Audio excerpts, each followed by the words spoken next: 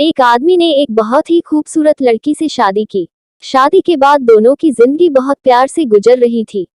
वह उसे बहुत चाहता था और उसकी खूबसूरती की हमेशा तारीफ किया करता था।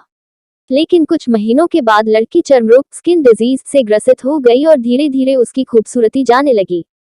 खुद को इस तरह देख उसके मन में डर समाने लगा कि यदि वह बदसूरत हो गई तो उसका पति उससे नफरत करने लगेगा और वह उसकी नफरत बर्दाश्त नहीं कर पाएगी।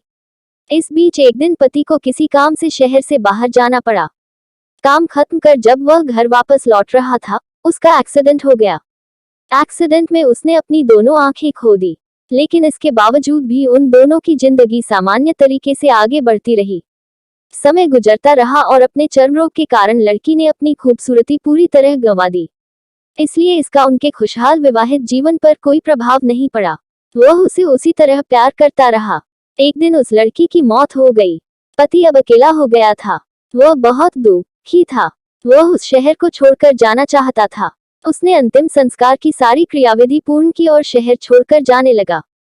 तभी एक आदमी ने पीछे से उसे पुकारा और पास आकर कहा, अब तुम बिना सहारे के अकेले कैसे चल पाओगे? इतने साल तो तुम्हारी पत्नी तुम्हारी मदद किया करती थी। पति ने जवाब दिया, दोस्त, मैं अंधा नहीं हूँ। मैं बस अंधा होने का नाटक कर रहा था, क्योंकि यदि मेरी पत्नी को पता चल जाता कि मैं उसकी बदसूरती देख सकता हूँ, तो यह उसे उसके रोग से ज्यादा दर्द देता। इसलिए मैंने इतने साल अंधे होने का दिखावा किया। वह बहुत अच्छी पत्नी थी। मैं बस उसे खुश रखना चाहता था। सीख, खुश रहने के लिए हमें भी एक दूसरे की कमियों के प्रति आंखें बंद कर लेनी चाहिए और उन कमियों को नजरअंदाज कर देना चाहिए।